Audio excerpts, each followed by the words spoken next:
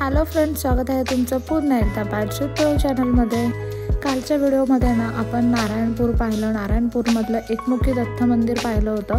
आता ह्या मंदिरातून आपण बाहेर आलो ना की लगेचच आपल्याला हे शिवकालीन नारायणेश्वर महादेवाचं मंदिर पाहायला मिळतं।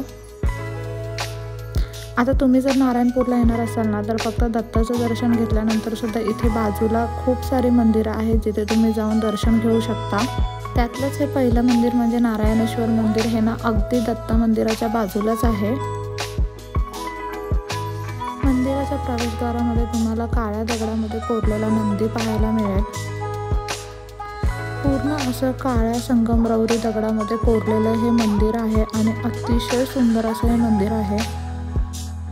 खूप जुनं मंदिर आहे हे आणि मंदिरातलं सगळं कामना दगडावरती कोरलेलं आहे। मंदिराच्या गर्भगृहामध्ये महादेवाची स्वयंभू पिंड आहे। काळा दगड असल्यामुळे ना ह्या मंदिरामध्ये तुम्ही एंटर केलात ना की खूप छान असा गारवा जाणवतो। खूपच सुंदर असं हे मंदिर आहे। तुम्ही जर कधी आलात ना ह्या मंदिरामध्ये, दत्त मंदिरामध्ये, तर डेफिनेटली हे बाजूला असलेलं ना महादेवाच्या मंदिरामध्ये नक्की या।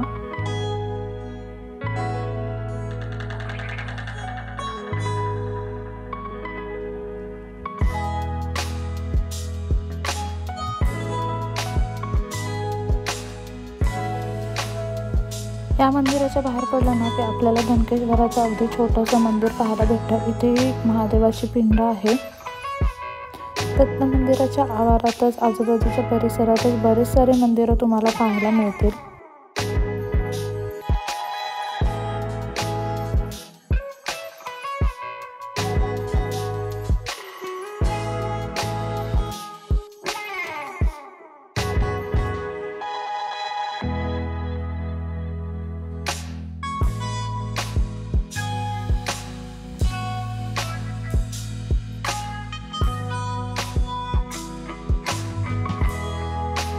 दत्त मंदिराच्या बाहेर आलात ना की दत्त मंदिराच्या बाहेरच ना शंकराचं महादेवाचं मंदिर आहे आणि इतकं सुंदर मंदिर आहे हे ना। सकाळच्या वेळी इतकं छान वाटतं। इथे पक्ष्यांची किलबिलाट आहे, खूप छान अशी झाडे आणि पूर्ण दगडातलं असं हे मंदिर आहे। खरंच खूप सुंदर वाटतंय।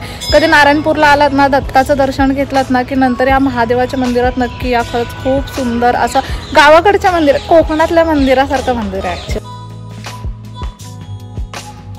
खूपच सुंदर असं हे मंदिर आहे। तुम्ही जर दत्त मंदिरात दर्शन घेतलं ना की नंतर वेळ काढून आवर्जून ह्या मंदिरामध्ये सुद्धा या।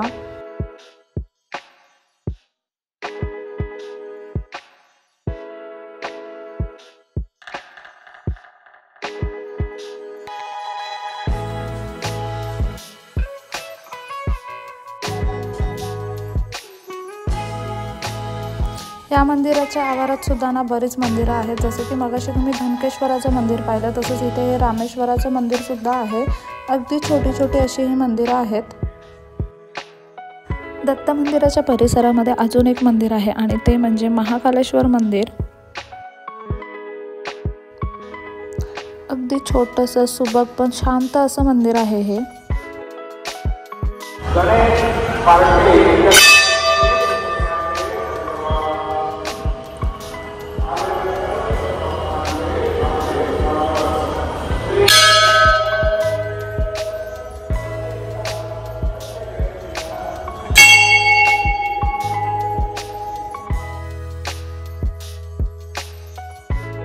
मंदिराच्या गाभाऱ्यातनं सुंदर अशी महाकालची मूर्ती तुम्हाला पाहायला मिळेल।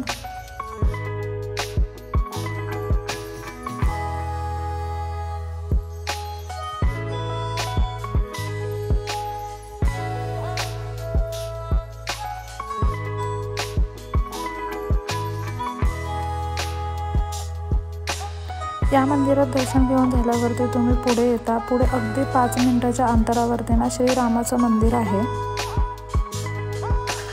अयोध्येमध्ये जेव्हा राम मंदिराची स्थापना झाली त्यानंतर हे मंदिर स्थापन करण्यात आलंय।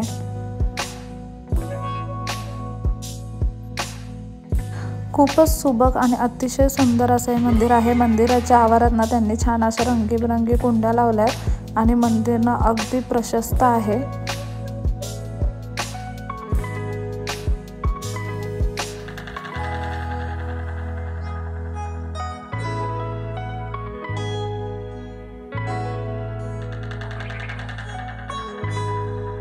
या मंदिराच्या आतमध्ये तुम्हाला ना मध्यभागी राम, सीता आणि लक्ष्मणाची अगदी छान सुबक अशी मूर्ती पाहायला मिळेल।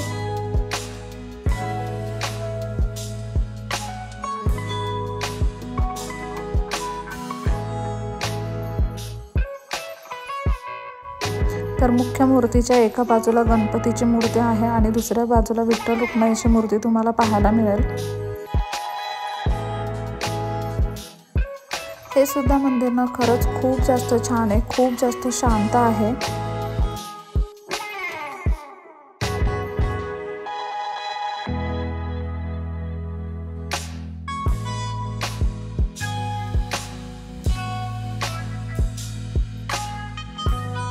तुम्ही जर नारायणपूरला दत्त मंदिरात कधी आलात ना तर आपण आपल्या व्हिडिओमध्ये ही बाकीची जी काही मंदिरं दाखवली ना तिथे नक्की जाऊन या, कारण ही सगळी मंदिरं इतकी शांत आणि खूप सुंदर आहेत। खूप छान वाटेल तुम्हाला इथे आल्यावर, त्याने अजिबात गर्दी नाही आहे मंदिरांमध्ये, इतकं छान दर्शन घेता येतं ना, खूप सुंदर वातावरण आहे।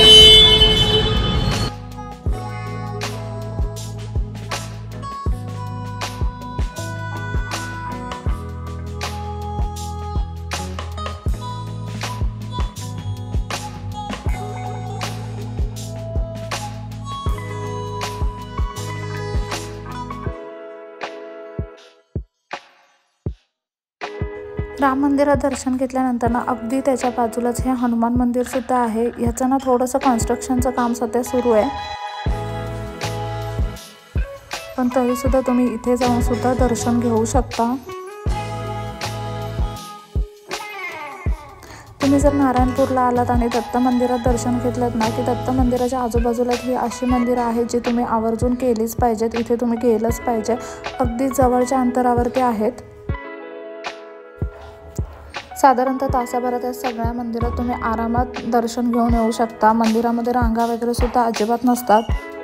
चला तर मग नारायणपूरचा व्हिडिओ आणि त्याच्यानंतर नारायणपूरच्या आजूबाजूला असलेली ही मंदिरं तुम्हाला कशी वाटली ना मला कमेंट करून नक्की सांगा। नेक्स्ट व्हिडिओमध्ये भेटूया, तोपर्यंत मस्त खा, भरपूर फिरा आणि आनंदी राहा।